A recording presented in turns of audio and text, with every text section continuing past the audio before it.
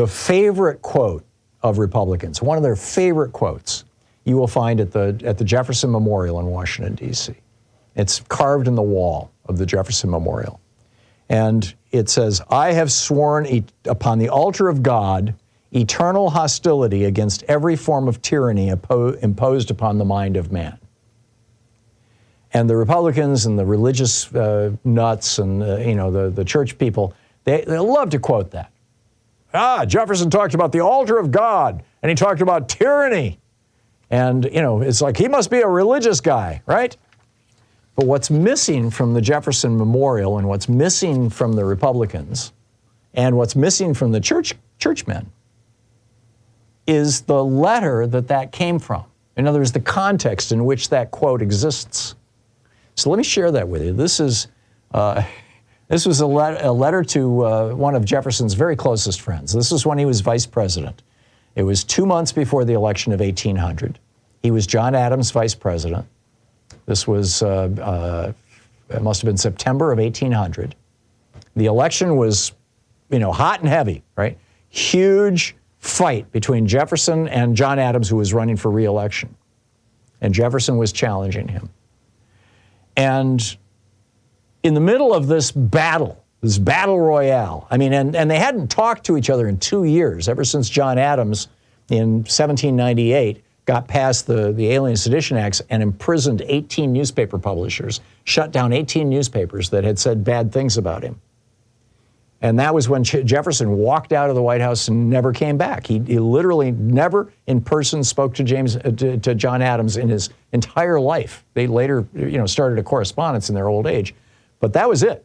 And he was vice president for 2 years. He didn't show up in the White House as vice president because he refused to talk to John Adams because John Adams was putting newspaper publishers in prison.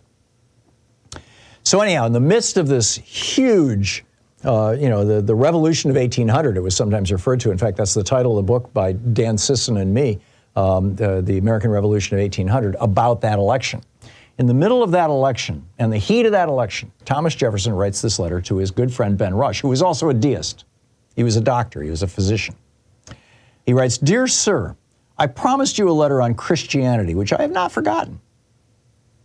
He said, "I do not know that it would reconcile the genus irritable vetum," which is, Latin for the angry priests, "who are all in arms against me. Their hostility is on too interesting a ground to be softened." He goes on to say, "The delusion on the clause of the Constitution," now he's talking about the First Amendment, right? The protection against government involvement in religion or religious involvement in government.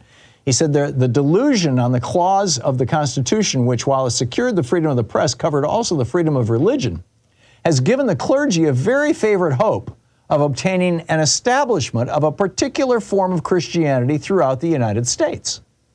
And as every sect believes its own form, the one true one, every one perhaps hoped for his own, but especially the Episcopalians and the Congregationalists. And then here's the punchline that got carved into the wall of the Jefferson Memorial. Again, he's talking about the priests thinking they can take over government. And he said, "The returning good sense of our country," and what he's talking about there is the probability that he's going to get elected president rather than John Adams, who was a religious man. He says, "The returning good sense of our country threatens abortion to their hopes. And the preachers believe that any portion of power confided to me, such as being elected president, will be exerted in opposition to their schemes. And they believe rightly, for I have sworn upon the altar of God eternal hostility against every form of tyranny over the mind of man. But this is all they have to fear from me, and enough, too, in their opinion." So now you have, as Paul Harvey used to say, the rest of the story. Jefferson was, shall we say, outspoken about that. When he talked about the Virginia law that he authored, which became the premise for the First Amendment, he talks about how they wanted the words Jesus Christ inserted into the First Amendment, and he blocked that from happening. So he says, "The insertion was rejected by a great majority in proof that they meant to comprehend within the mantle of its protection, the First Amendment, the Jew and the Gentile, the Christian and the Mohammedan, the Hindu and the infidel of every denomination." Bingo.